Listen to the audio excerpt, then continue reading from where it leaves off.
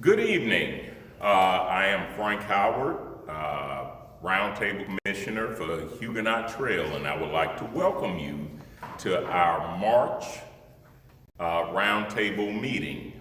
We have some very interesting topics, informative topics to cover tonight, and I'm glad you were able to join us. We are now going to open, as we normally do, by reciting the Pledge of Allegiance. Scout salute. I pledge allegiance to the flag of the United States of America and to the republic for which it stands, one nation, under God, indivisible, with liberty and justice for all. 2. Please join me in reciting the Scout Oath and Scout Law. Signs up. On my honor, I will do my best to do my duty to God and my country, to obey the Scout Law, to help other people at all times, to keep myself physically straight, mentally awake, and morally straight. Sorry. I got twisted. The Scout Law.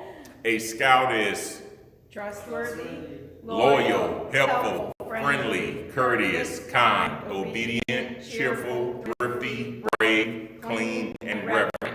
2. At this time, I will invite Jamie up first to share some information. Then our district executive, Zach, will come forward to share some information, and I will return later to share additional information. Thank you, Frank.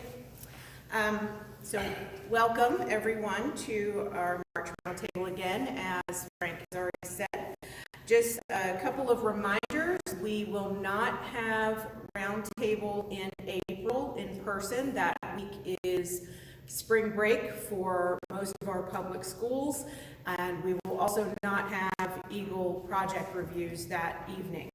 We will return in May for our regular first Thursday of the month, and we will also have in-person Eagle project reviews that evening.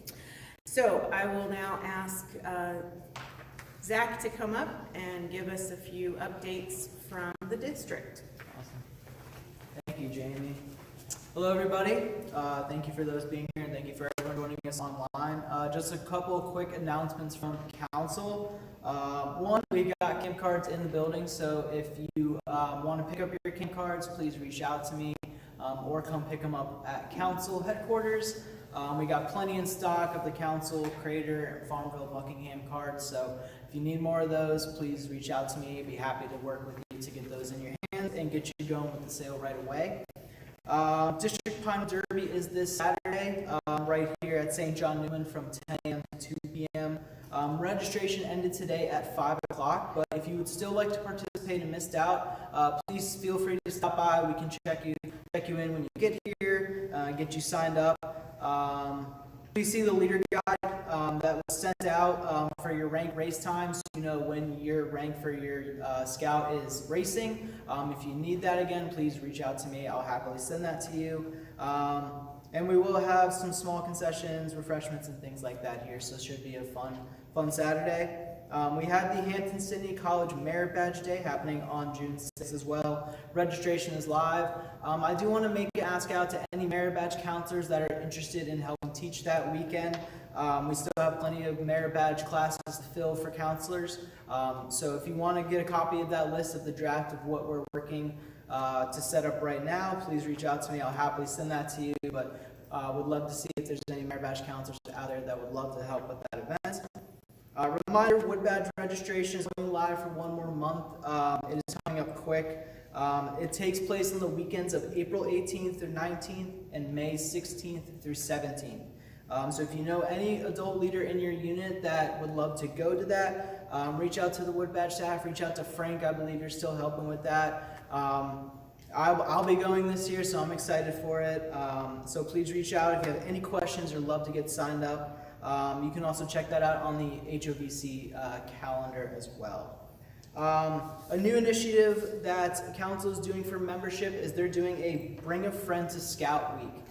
So from April 12th through April 19th, we want to ask all scouts to invite a friend to a meeting. If you do that, you will receive a super fun patch. If your friend joins, you'll start to collect these 5 legendary buddies. And I have flyers that we'll send out, and you can add those to your uniform, to your patch. They're like collectibles. They look like Pokemon, but they're super fun. You can place them wherever you like, and you'll earn your recruiter patch as well. So you get a fun patch, you get a recruiter patch, and you can earn up to 5 super high, like collectible, one-of-a-kind little pins.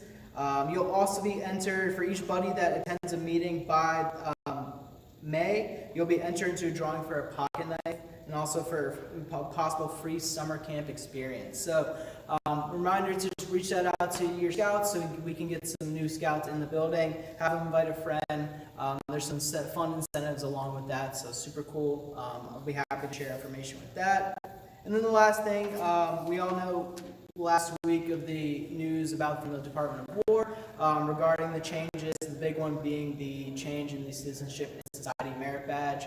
I highly recommend looking at George's email that is on our Facebook, or may have been sent through email, kind of clarifying some of the things in regard to the press and what actually has happened and where the changes are actually going on. So I'm not going to go over that letter, but please, share that information, research that information. It is a big change within our organization regarding the relationship with the DoD. So that is all that I have. Some big changes, some big news, exciting stuff going on in scouting.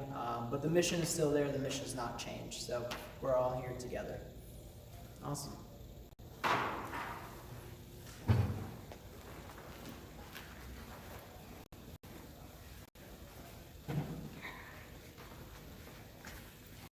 All right, I'm back.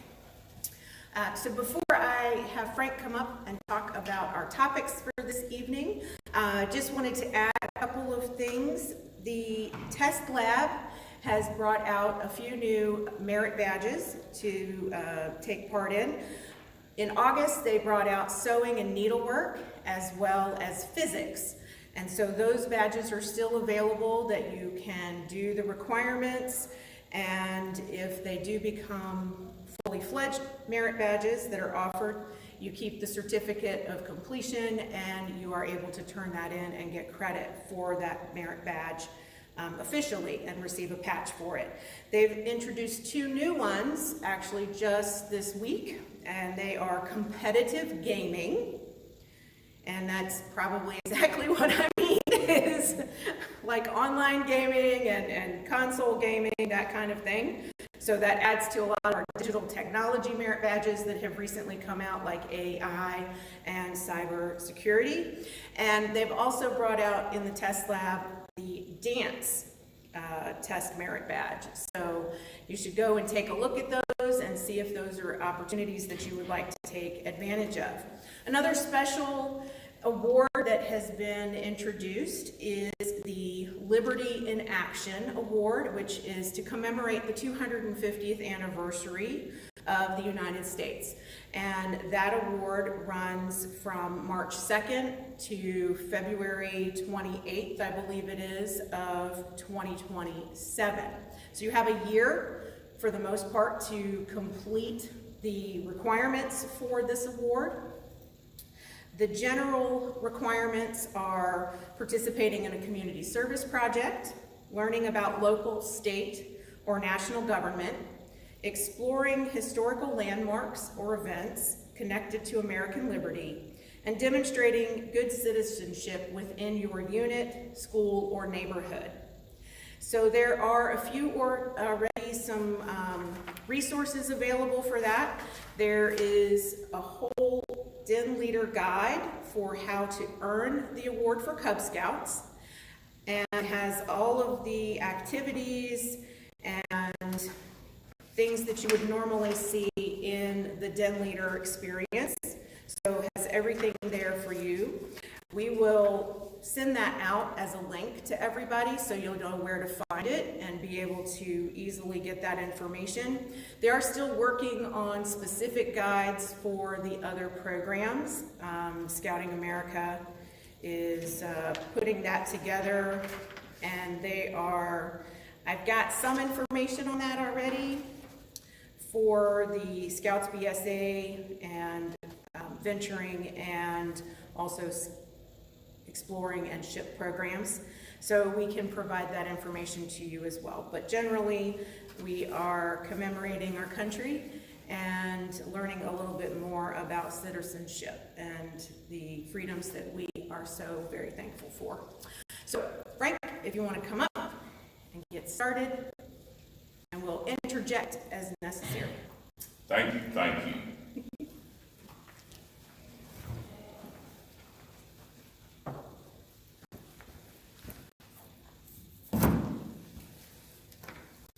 Have to put on my seabetters. Okay, this evening, I want to start out by talking about how do we welcome new scouts and parents to your unit. Here in a month or two, a couple of months, a lot of PACs will do their blue and gold.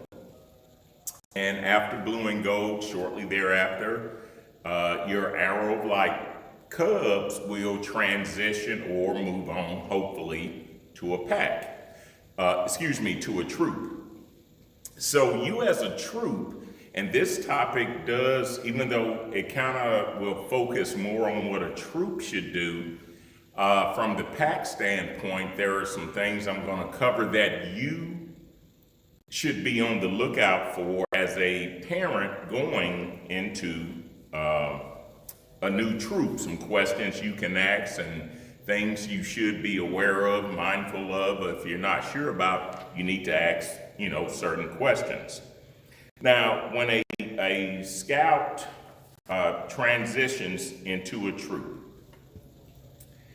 the troop should be prepared to receive that scout. Now, different troops do it different ways. When my son transitioned, one of the things the troops did was they provided a handbook, neckerchief, and a slide. We purchased the remainder of the uniform, but they did provide the book, neckerchief, and slide. Does the troop provide anything for the scout? That may save you a few dollars on purchases, considering when you go into a troop, because it's different than Cub Scouting, you may have to get him a tent, sleeping bag, and other things that he or she may need for outdoor activities. Now, for a troop, and some of the information I'm gonna cover is suggestions, ideas, things that you could possibly look into to assist in welcoming and helping that scout or parent feel welcome. Unfortunately, I've talked to a few, in particular, Cub parents, when they were doing visits. They took their Arrow of Light to different troops to visit. They did not feel welcome. They went to the location, they walked in, and that was it.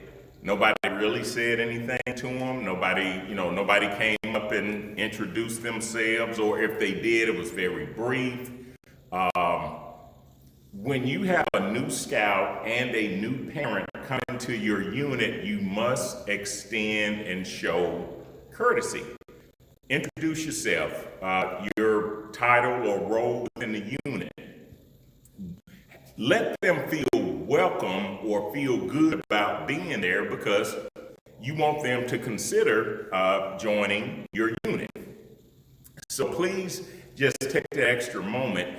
Now, you personally may not be the person to do that, but then that's when you can have, if you have a person in your unit, a parent, an adult leader that does have that great attitude, allow them to be the person to introduce themselves, speak to that parent, speak to the scout, and get the scout to feel comfortable being there. Same thing with the youth. Once that new scout comes to the unit, Some units have a system where they kind of buddy the new scout up with an older scout the first few weeks just to answer questions and explain things and show them things.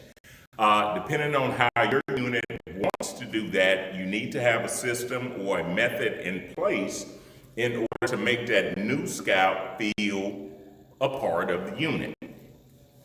Now, some of the things you can do specifically when it comes to the scout is a welcome packet. And your welcome packet can contain information about uniforms, what is required for outdoor activities. If the unit goes camping, this is what we suggest is a equipment list.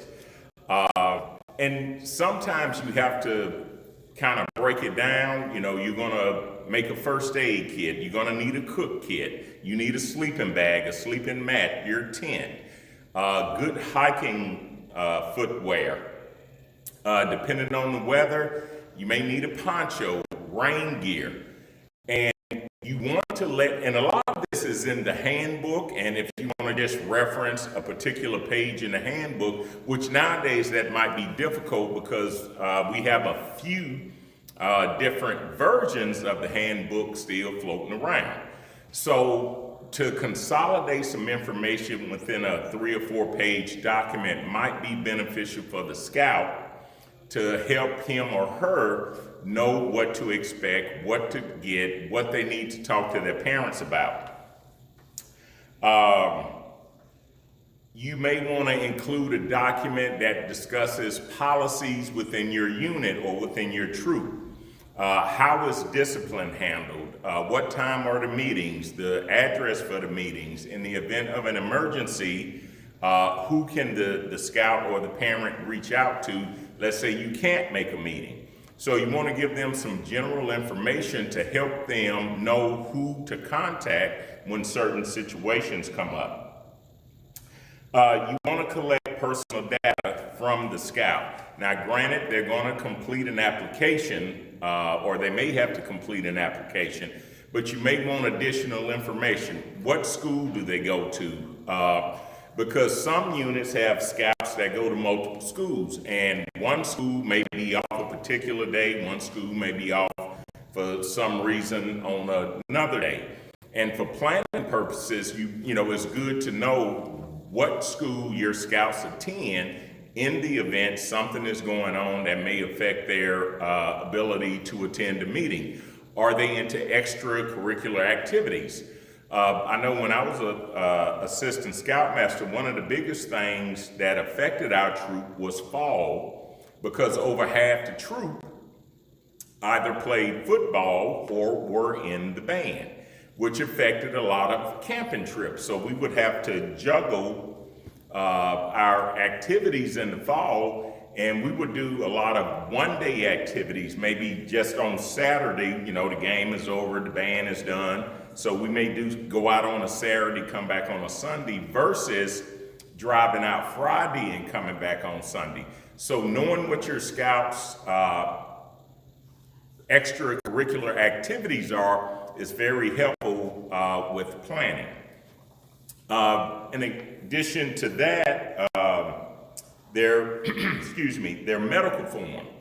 And you definitely want to review that. Are there allergies you need to be aware of? Does the scout have to take any particular type of medication?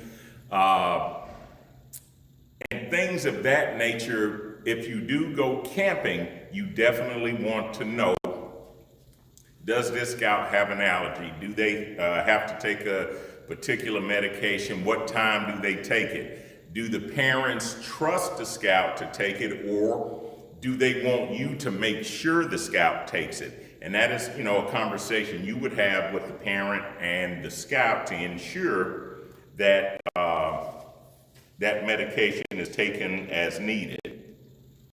Does your unit wear Class B t-shirts? Okay, if so, how does the scout have to purchase it, or does the unit purchase it? And if so, what size does the scout wear? And 2 years later, they hit a growth spurt. Do you get them another one? Do they have to order another one? Things of that nature. You also want to collect information regarding the parents. Their work phone numbers in case of emergency phone numbers, things like that, because if you are out on a camping trip and something happens to the scout, you want to make sure that you are able to get in touch with the parent to let them know what is going on. For uniforms, and without getting technical when it comes to uniform, most troops at a minimum, the scouts wear the scout shirt, many wear the pants. There are some units that don't purchase the scout pants, but you want to explain to the scout what the uniform requirements are for that particular unit. And again, that's information you want to share with the parents also, so that they're aware of what they need to get and what they need to purchase. Something that's very important, especially for new scouts to a troop, you have to explain to them the difference between Cub Scouts and Scouts BSA, or Scouting America now. When they were Cub Scouts, as long as they participated, they got credit, they got advancement, the parents could sign off on stuff. But in Scouting, they have to actually complete. They may have to try something 4, 5, 6, 7 times before they actually get it right before it's signed off on. So you have to explain to them that this is different. It's not like it was when you were in Cub Scouts. You actually have to tie the knot. You can't just try to tie it. You have to tie it correctly. So it's important that adult leaders or older youth explain this to new scouts that are coming into the unit. And if you take the time to explain to them what they can expect, what's expected of them, that typically helps to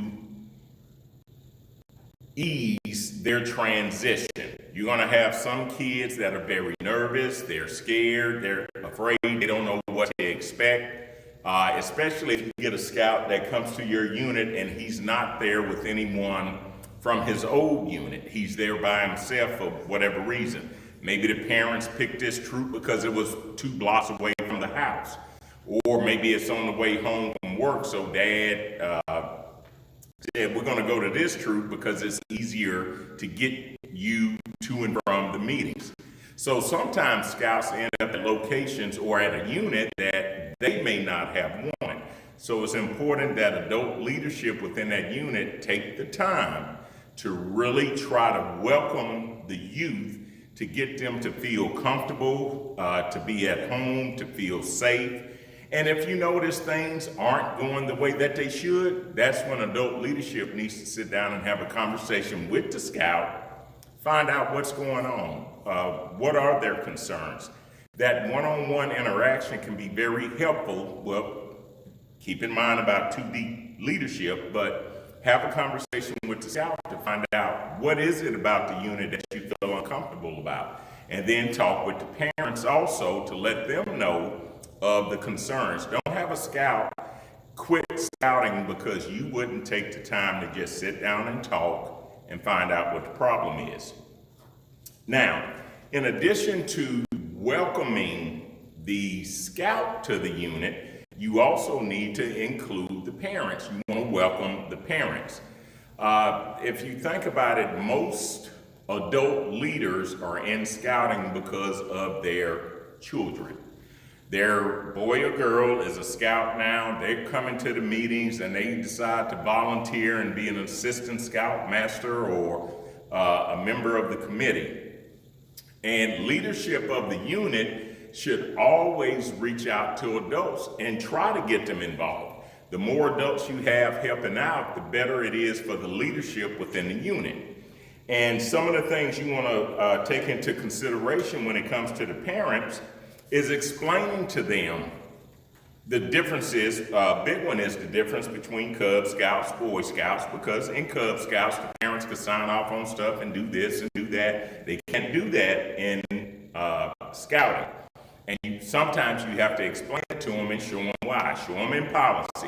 Pull it up on the computer, let them know. Scouting is different. The youth has to complete and accomplish the requirements as stated in the handbook. Explain to them, one of the things I used to do with my parents, I would show them the handbook. If it's not in here, we're not focused on it. We're gonna teach what's in the handbook. The scout has to do what's in the handbook. I'm not concerned about what you Google, what you heard somebody else do. Focus on the handbook. The handbook is in black and white. And you can't argue with what's in black and white because that comes from national. And sometimes you have to get that strict or firm with the parent to explain to them, this is how it works now. Yes, you can ask questions, you can give me your advice, you can, give me your input, but if it does not line up with what's in the handbook and what national says, we're not doing it. The parents need to be familiar with the rules and regulations in the troop. Just as I mentioned earlier, you talk with the youth about how things work within the troop. Make sure the parents know that also.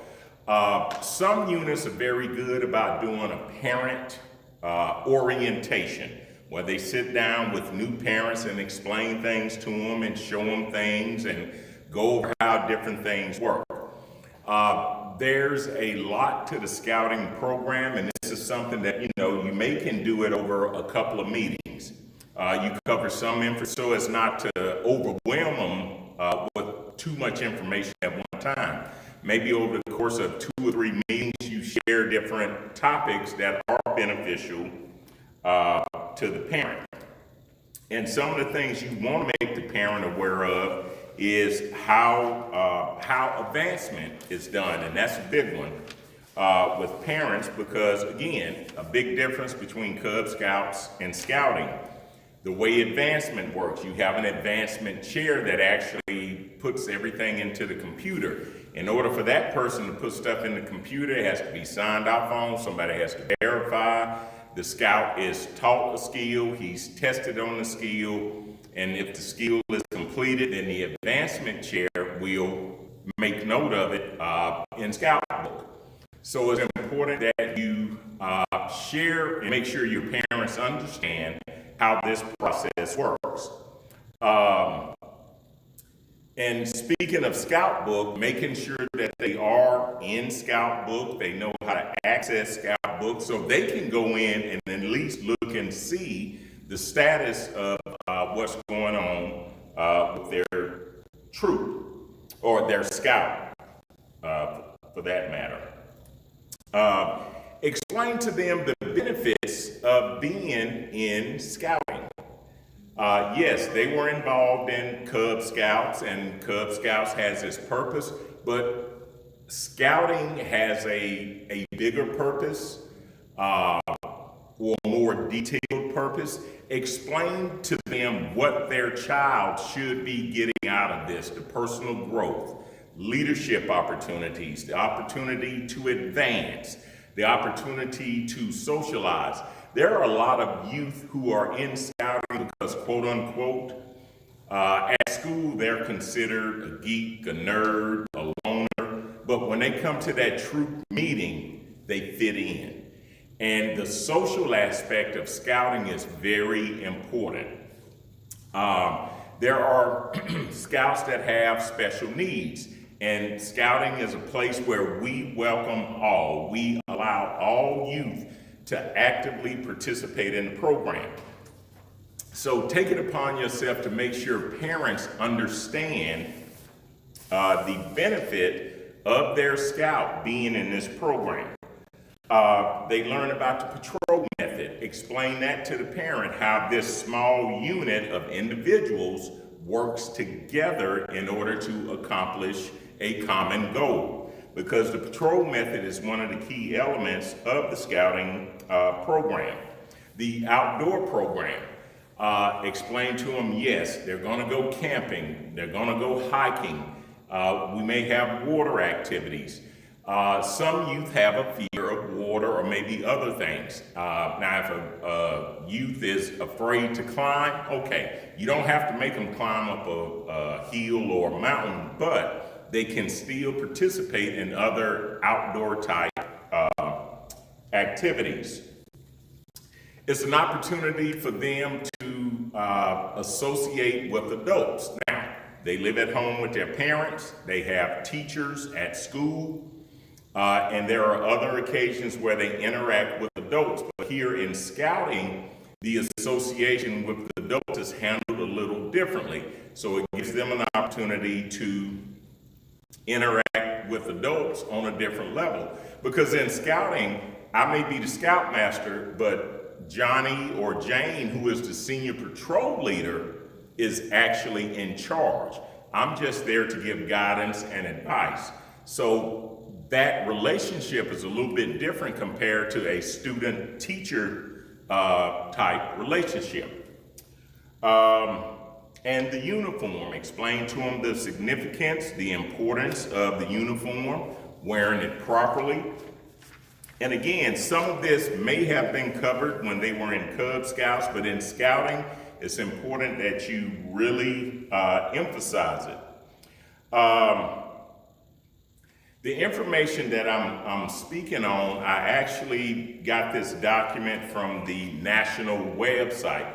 So for any of you that are looking to develop a welcome packet for parents or for scouts, start with the national website. You can Google welcome scout to the unit, and you're gonna find a plethora of different documents, topics, ideas, resources. Start with national and then build from that, and you won't go wrong. You cannot go wrong. You want to share with parents what they need to know about the troop, and I touched on a couple of things as far as the how they do, what are the rules and regulations, how they handle discipline, points of contact for different topics. You also want to gather, and I had mentioned gather information from the parents in case of emergency. There is a form that parents can fill out where they share if they have any hobbies, interests, things of that nature. And you can use that form and solicit the parent to see if the parent would be interested in being a merit badge counselor. If you happen to have a medical person that's a parent, ask them if they'll teach the first aid merit badge. You have, little Billy's dad is Bushcraft Bill. Ask him if he's willing to teach wilderness survival. So, and this is a way to get the parents involved in the unit. Yes, they're there for their child, but this gives them an opportunity to interact and get to know other scouts within the unit. And I'm going to finish off by just saying that welcoming the scouts is important. Welcoming the parents is important. You have to take the time to allow them to feel welcome and be a part of your unit. Because if not, they may not want to stay. And it will be sad that we lose a young person in scouting because you wouldn't take the time just to make them feel welcome when they came to your unit. Now, the next topic I'm going to touch on has to do with succession planning. And all units, be it a Cub Scout pack, troop, explorer, post, ship, whatever, has to have a succession plan in place for its leaders. And it needs to be in writing, and people need to be aware of it. Because God forbid something happens to the unit leader, they go in the hospital, maybe they're only in there for a couple of days, it might be a couple of weeks, they may be out for a couple of months. Who's gonna take over in the event somebody's not present? And it doesn't just apply for the unit leader. All positions, all adult leadership positions should have a succession plan. Your committee chair, if the committee chair is not there, who's gonna step up and take over? The treasurer, your advancement chair. Okay, well, nothing's being put in Scout book because the advancement chair is not here. You have to have a succession plan for all of your key positions within your unit. To start out, and these are just some ideas to help you develop a plan, you need to identify what roles need to be filled in the event a person is not there.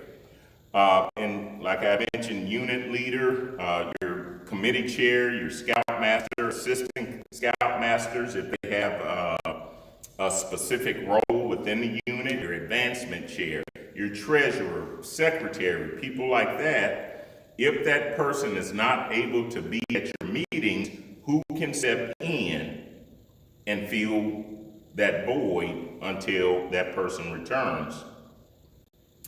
You want to look at all of the adults and talk to them, ask them, would you be willing to do this? Would you be willing to help out with this? You're going to have some people, well, I don't want to be in charge. Okay, well, can you be an assistant and just learn how to do this? In the event Mrs. Smith is not here, you could just step in for a week or two because she's going to go on vacation, and we just want to make sure the scouts continue to get their information entered into Scout Book. So you would only have to do it periodically. You want to be able to find people that are willing to help out in whatever capacity that they can. So earlier I was talking about the welcoming the new parents. During that process, ask them, would you mind working on a committee? Would you mind helping out with this? We're looking for some adults that will learn about this. You don't have to be the main one, but we want you to learn how to do it just in case Mr. Smith is not here and we need somebody to fill in. Make sure they are committed. If it's a position that does require training in order for it to be official, help them get the training. Help them log in to scouting.org and set up their account so they can be trained. If it's a position that has direct contact with youth, they have to take Safeguarding Youth, the Safeguarding Youth training. So make sure the person gets all of the training that they need so that there's no question if they put information in the computer, if they sign off on merit badge requirements, there's no question as to whether or not they're authorized to do that. And it's important that the adult leaders within the unit make sure that is done correctly. And you explain that to the parents as when you talk to them and question them and ask them if they're willing to help. This is the process. I understand you're only here temporarily or you're just going to help out when needed, but in order to make that happen, you have to be trained, you have to do this, you have to do that. And make sure you have a firm commitment from them. And when you talk to them about assuming a role or responsibility, make sure they understand the full details of what that responsibility is. While I was researching this topic, I found a document from a unit, and it's 16 pages long. And I looked at a few of them, and this one I thought was very detailed. It started with the committee chair, the advancement chair, it had a camping chair, outdoor program chair, different titles or positions you may find in a unit, and it listed duties and responsibilities. So when you talk to an adult about helping out or being a certain or filling a certain position, make sure you're able to give them something or show them something that will in fact be beneficial to them to help them understand what they're getting into. Too many times, you know, some people say, oh yeah, I'll help out. But once they find out the full details of what it is you want them to do, then they want to back out because they didn't realize the responsibilities related to that position. So when it comes to succession, you need to have a backup for every key role within your unit. And the scoutmaster, yes, they've been there for 15 years and he or she says, I'm gonna be here for another 15. You still need to have a person to step in if they get sick, if they get into an accident, if they're gonna be out of pocket for several weeks, who's gonna step up and take over while that person is not in place? And at the same time, by having a succession plan, when that person finally says, my time is done, I've done all I can, it's time for me to move on, you already have somebody in line or prepared who can step in and take over and keep things running smoothly so it doesn't cause a disruption to your unit. So again, some of the information I just covered, I also found on national, but there's some additional information I did find by just Googling. So resources are out there, information is out there. It's just a matter of taking time and developing your plan. What role? Who's currently in that role?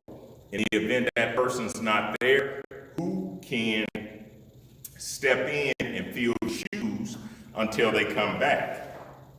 And it's important that every unit has a succession plan. That will be it for me this evening. I thank you. Oh, I do want to piggyback off of something that Zach mentioned earlier in regards to wood badge. For those that are thinking about going to wood badge, I encourage you to quickly go in and register. There is a rule when it comes to wood badge that 30 days prior to a course, we have to have a minimum of 30 participants. We are very close to that. So for those of you that may be thinking about it and you haven't signed up, I strongly encourage you to go ahead and sign up so we could go ahead and hit our 30 participant goal, and that allows us some freedom to do some things. So if you are thinking about signing up for wood badge and you haven't, please go ahead and register and pay your fee so that you are included in that 30 by 30. And again, if anyone has any questions or concerns, you can reach out to me. My email is fxuncut@aol.com. Yes, I still have AOL. But reach out to me if you have any questions about wood badge, and I will try to help you as best as I can. Thank you. Thanks, Frank. Go Foxes, right? He's not listening to me. I'm a bear. Frank's a bear. It makes sense too. Somehow or another, the bears always end up making sense. I don't know how that works, but anyway. So thank you for joining us this evening. One last reminder that we do have our District Pinewood Derby here at St. John Newman, where we have Roundtable every month. This coming Saturday. If you have not had an opportunity to register online, the online registration is now closed. However, you are more than welcome to come and join us, and we can register you at the door. So again, come on out and have a really great time getting to race your Pinewood Derby car one more time for this season. So I would like to bid you all a very good evening, and if we will now all rise. May the great Scoutmaster of all Scouts be with us until we meet again. Good night, all Scouters. Thank you.